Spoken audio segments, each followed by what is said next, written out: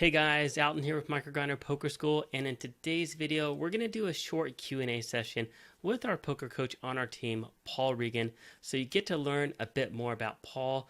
I hope you enjoyed today's video. Let's go ahead and let's get into it.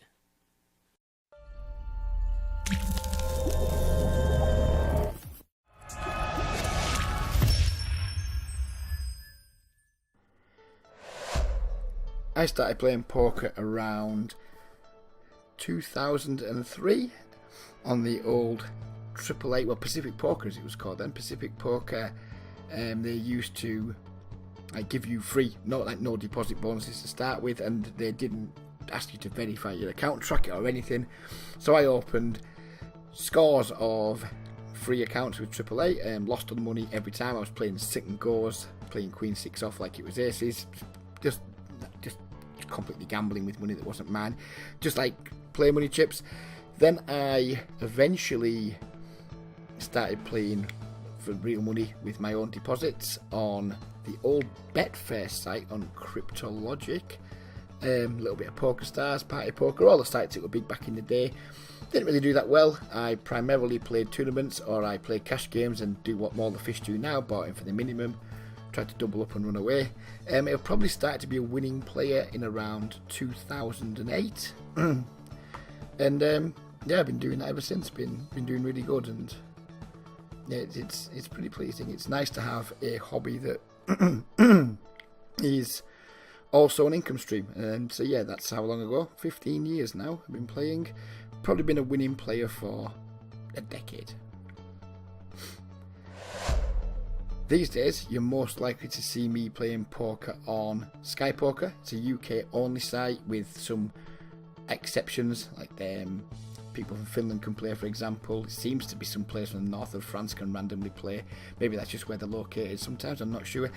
But yeah, Sky's where you will primarily see me playing. Triple Eight would be my secondary site. And then I've started adding GG as my third site rather than Unibet. It used to be Unibet, but Unibet's full of grinders these days and some quite good players, so we try to avoid them where possible. So yeah, GG. So it's Sky first, Triple Eight if I fancy playing a bit of speed poker, and GG when I just fancy a change of scenery.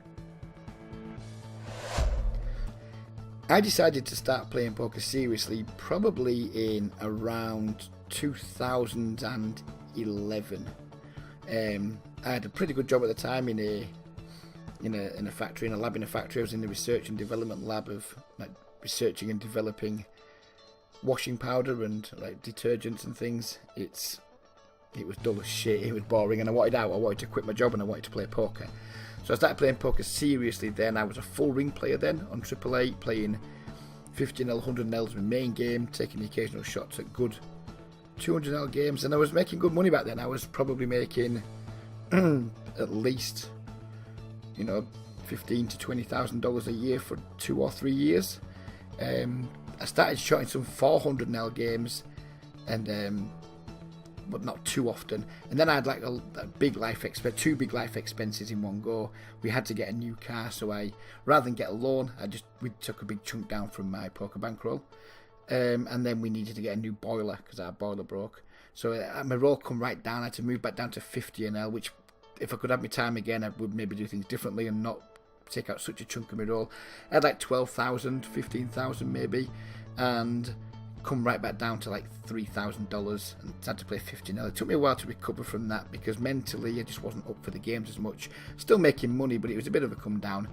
Yeah, that's when I started. But that's back when I started taking it seriously, and I still take it as seriously now, but not making anywhere near the same amount of money that we were making back in the glory days. That's for sure.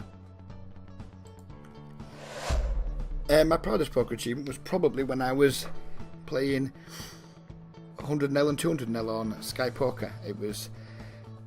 I felt invincible back then. We were just playing full ring. I was a very good full ring player. I didn't care who I played. I was just at the tables thinking that, or believing that, and proving that I was certainly one of the best 100L full ring players on Triple Eight, and very competitive in the 200L games. So that was quite a proud moment. But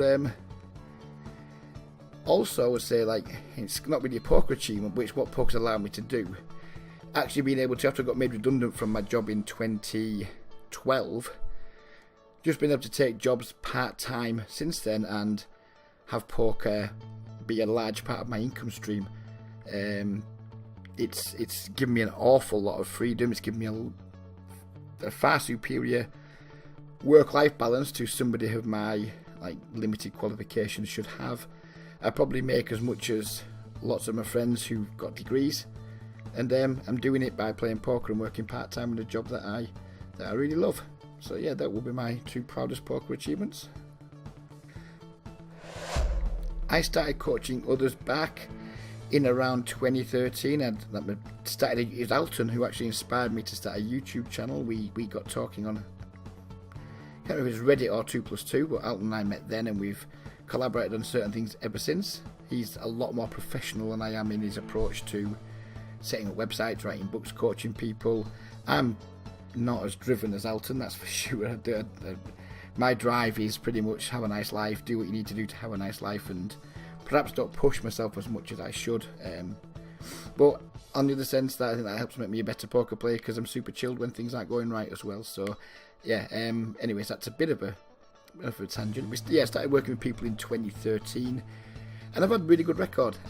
No one's ever really had cause to complain. It hasn't worked for everybody, of course, but there's been lots and lots of success stories. I actually did some work in 2014 with Limitless, who's just won the $25,000 high roller on PokerStars. Now I'd like to take credit for that, but I can't. I helped him get from 10NL to 50NL on AAA, and then he went and got some coaching from Paul King on a coaching for profit deal, and his career just skyrocketed. But yeah, I've had lots and lots of success stories. I've had very good at helping people who are losing at 5 and 10NL just fix up the fundamentals. It's all in form. I mean, we look at George, the other coach on the site. He'll be a significantly better coach than me, a significantly better player than me, and he'll be a better teacher than me. I see my role on the site, and my role in general in the poker coaching world, if you will, as being somebody who is a good option for recreational players who don't have the time or the inclination to bury their head in books and learn all the complicated formulas and things like that. I'm somebody who can just really help you polish your fundamentals really quickly. I'm very good at breaking down relatively complicated concepts into sentences and things you can actually go and take and start using at your table. And I think that's where my strength lies. I'm never going to be I imagine George could probably take somebody from 10NL to 500NL.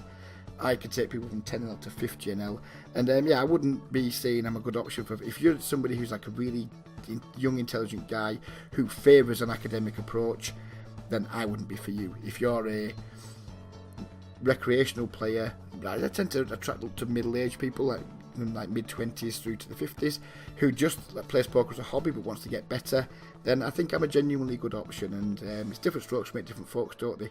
Not everyone's right for everybody, but I've found my niche now, and I really like it. So yeah, my coaching speciality is, as we just said in the previous point, I think it's in bringing players up from making that quite a lot of the small fundamental errors that people make in just small spots that mushroom into huge leaks in the long term. I also think I'm really good at getting in tune with people, and I can adapt to different people's styles, mentalities, and because I'm older and I've gone through all the emotions, if you're experiencing it, I've probably experienced it. So I say sharing my experience, being able to break down some more advanced concepts into ways that you can understand as a new player or as a player that hasn't really thought too much about poker, and just it might sound really corny and cheesy, but empathy too. I really care. I mean, I've loads of sessions. My sessions that I charge $30 an hour for are supposed to last an hour. Routinely they go to 60, 70, 80, 90 minutes, and I don't care. I just want I think my speciality is just really, really caring. I see lots of coaches. I've seen some people from the best poker coaching, really ripping into their students and giving them an unpleasant experience. I like to think that I help people along, but also do it in a manner where people can warm to me and trust in what I'm saying, and they can really open up to me because there's just no edge to me, and I can sit and listen for 10 minutes while someone just unloads all the poker problems. And I think I'm a really good listener. I like to think that for most problems or all problems that you're having, I've got a pretty cool and neat fix for it. And yeah, I think that's what my speciality is. I think I've got a good bedside manner, and I'm really good at breaking things down that people just either can't learn or can't be bothered to learn because they start a video, it gets too complicated and they just turn off from it. I understand that because I do the same things quite a lot of the time. So yeah, I think my speciality is my empathy and my ability to understand what turns a lot of people off from poker coaching and deliver the coaching in a way that resonates with them, hopefully educates them and makes it fun for them too. My goal in providing coaching is genuinely to make sure that everyone that comes to me leaves me being better at poker, but also enjoying the game more. Because it's not fun to lose at poker all the time. You know, if you deposit, lose, it's not fun, and you've got to enjoy it. You know, it's for most of us, it's a hobby. For most people who play on Microgrinder, it's a hobby, not a job. It's not an income stream. So, yeah, my goal in coaching is to help people improve, but also help them to really start enjoying the game more. Hopefully, enjoy the sessions with me, and they just get more from the game, get more from their hobby. We're not all going to turn into the next Limitless or the next Linus Love or the next Source. It's just not a realistic ambition for most of us, but we can certainly get something out of the game, whether it's just pleasure, whether it's making our deposits just last longer than we usually do, actually developing our game into an income stream. It's just to help people maximise their potential and get the most from it from a hobby standpoint. My career outside of poker is it's in the caring industry. I've worked in the care industry since 2014. I work for 2 different companies providing care on a relief basis to adults with learning disabilities and mental health. I work across 5 different projects, working with a various degree of people with different kinds of disabilities, some people with profound physical disabilities, some people with learning disabilities, some people with autism, some people with bipolar. It's a really broad spectrum. I get so much from it. I'm never going to stop doing it. You could tell me you're going to start making $100,000 a year from poker, and I will still be involved in that community, providing support and love to those people, because it's just super rewarding. It doesn't pay very well at all. It pays not much better than minimum wage in one of my contracts. Another contract pays close to £10 an hour. And I also provide respite care from my own home with my wife for 3 families that have children with learning disabilities. They will come and spend some time with us during the week sometimes, or maybe they'll come for sleepover sometimes. And I don't believe, when I was made redundant, when I had the good job and the good money, I felt lost for a little while. I was lucky that I had poker, because I could continue playing and earning money from poker, and so getting another well-paid job wasn't a big deal to me. But it did make me realise that having all your eggs in just one basket is not a healthy lifestyle, because anything can go wrong. You know what the current economy is like. You know, there's no such thing as a job for life anymore forever. So I very much now have lots of small income streams. So then if something goes wrong, if I stop being a winning poker player, I would still be able to survive. If I lost one of my relief contracts, or one of the families decided not to use it anymore, we'd still survive. I think I've got around 6 or 7 small income streams that all come together to create, you know, a decent income for where I live. My favourite hobbies outside of poker, not so many anymore. I enjoy playing snooker and pool. Don't get to do that as much as I used to, because poker is, when I'm not doing work and caring, I'm playing poker 4 or 5 hours a day most days of the week. It's my main interest, it's my main hobby. But outside of poker, yeah, definitely snooker and pool. I feel like I'm doing a job interview now, try to put interesting things on your CV that you don't actually do. I like reading autobiographies.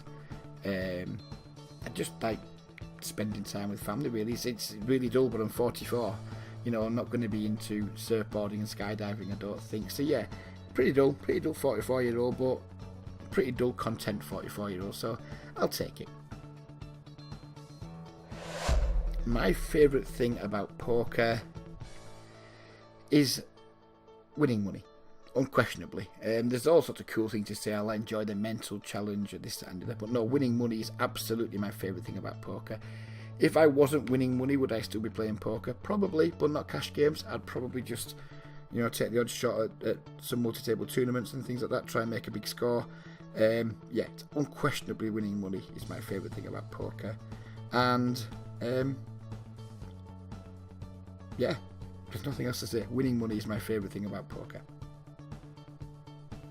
Well, I hope that you guys liked today's video. If you did, please give it a thumbs up and be sure to subscribe to our YouTube channel. Now, if you guys are interested in getting started with Microgrinder Poker School, you can enroll in our monthly subscription plan for as little as $1. Yep, only $1. Just click that link down below to get started, and I'll see you guys at our next video. Take care and have an awesome day.